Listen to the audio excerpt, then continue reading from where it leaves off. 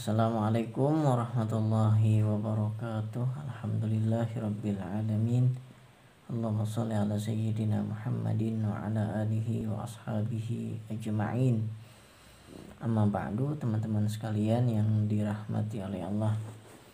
Kali ini kita akan membicarakan tentang kisah seorang raja yang ingin dihormati. Mudah-mudahan dari kisah ini kita dapat memetik hikmah iktibar daripada cerita tersebut. Jadi diceritakan di sebuah kerajaan, tentulah di situ ada raja dan menteri-menterinya. Jadi yang ingin saya tekankan di sini adalah tentang raja dan penasehat raja. Pastilah yang dijadikan penasehat raja merupakan orang yang memiliki wawasan yang luas, khususnya dalam hal ilmu agama. Setidaknya menteri tersebut menguasai di bidang Al-Quran dan hadis baginda Nabi besar Muhammad SAW, yang mana untuk memutuskan suatu perkara pastilah berdasarkan kepada hukum Allah agar penyelesaiannya terselesaikan dengan baik insya Allah. Baiklah, jadi teman-teman sekalian, rakyat itu lebih menghormati kepada ulama tersebut, karena memang tentu derajat ulama itu di atas daripada umara. Jadi ulama itu di atas daripada umara, di atas daripada pemimpin negara. Oleh karena itu seharusnya ulama itu membimbing, mengarahkan pemimpin itu ke jalan yang lurus agar masa pemerintahan itu berkah, dengan sebab berjalan di atas ajaran Allah daripada tuntunan daripada baginda Rasulullah SAW. Bagaimana Rasulullah mendidik umatnya agar berhasil, khususnya dalam aspek kepemimpinan. Jadi rakyat itu teman-teman lebih banyak condong hormat kepada ulamanya daripada rajanya. Nah, sehingga raja ini berpikir, saya pun ingin dihormati, disanjung sebagaimana dia, gitu. Jadi di sini dia punya pemikiran yang sudah berlebihan, maksudnya ingin disanjung, dipuja-puja, gitu, dihormati. Inilah ya wajar karena kita pemimpin negara. Tetapi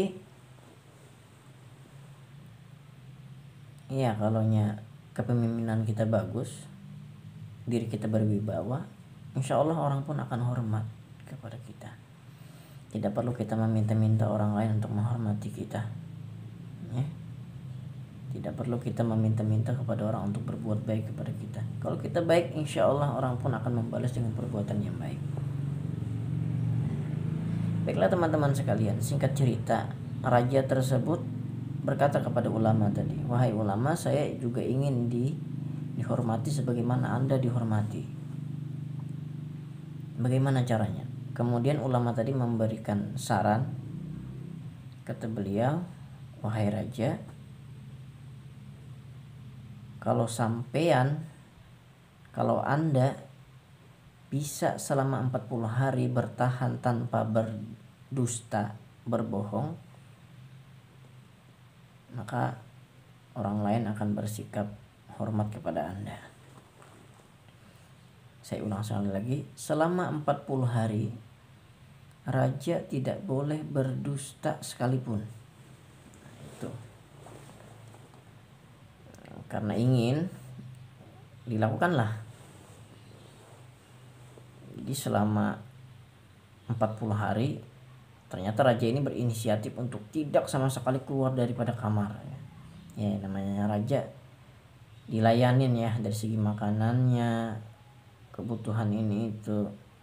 Kalau kita ya harus hidup, bekerja gitu, memenuhi kebutuhan keluarga.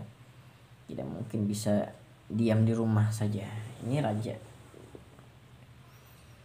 Nah, akhirnya raja benar-benar melakukan, teman-teman ya, sampai hari ke-39. Ternyata Allah berkehendak lain nih. Ya. Ternyata raja ini sudah mulai gerah, karena bayangkan sebulan lebih itu diam di rumah saja. Di kamarnya bosan pastinya. Perlu hiburan, perlu refreshing ya, menghirup udara segar di luar gitu. Ternyata beliau melakukan satu kesalahan. Raja tadi. Raja tersebut memanggil hewan ternaknya, anggap aja ayam ya. Krr krr gitu memanggil.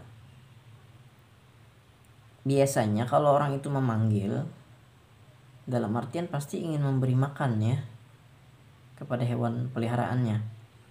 Contohnya saya punya kucing misalkan, kata saya, itu kan memanggil sekaligus memberitahu bahwasanya ada makanan gitu ya.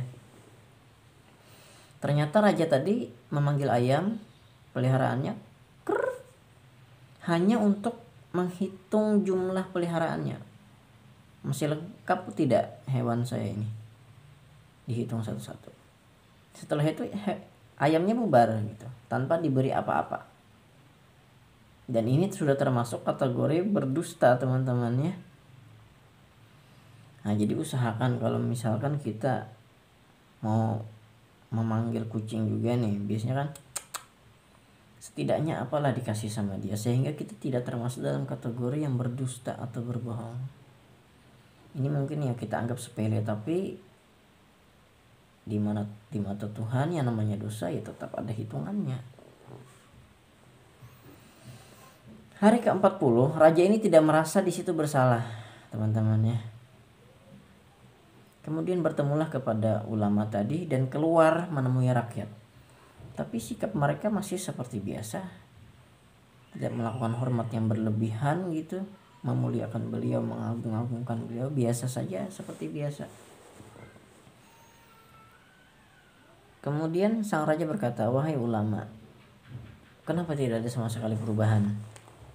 Padahal engkau berkata apabila saya tidak dapat berdusta selama 40 hari, maka orang-orang akan berubah perilakunya dan sangat hormat kepada saya."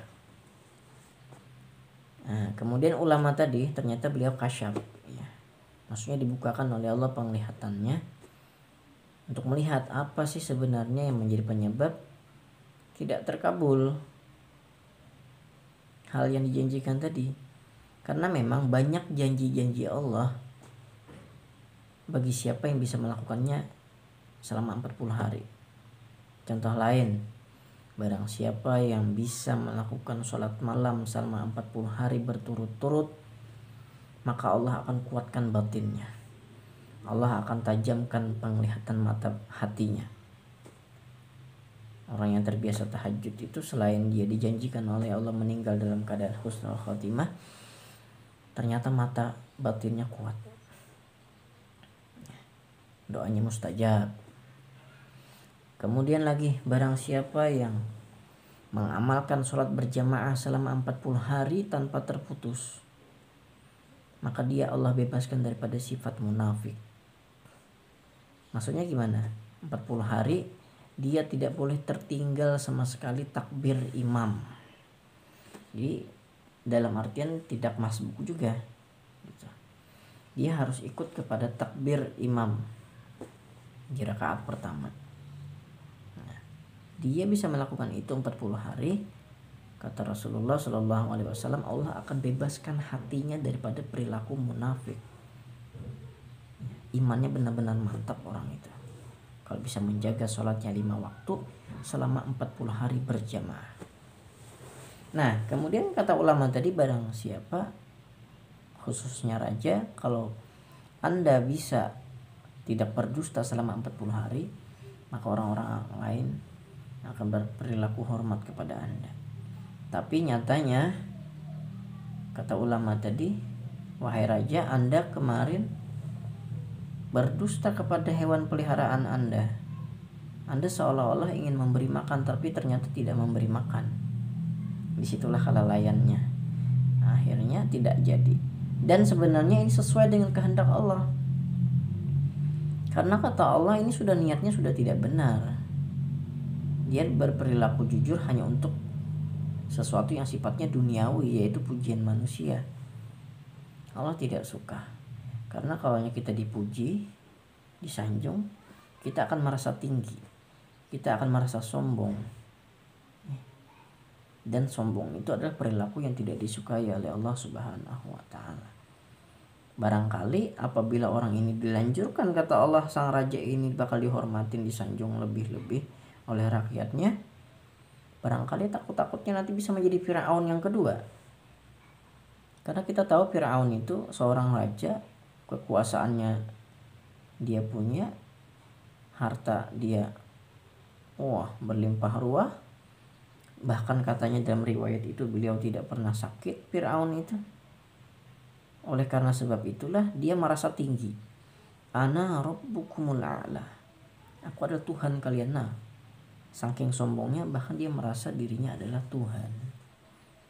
Jadi dalam rangka agar hamba yang menjadi raja ini tidak terjerumus ke arah yang seperti itu, maka Allah buat dia tidak mencapai apa yang dia inginkan.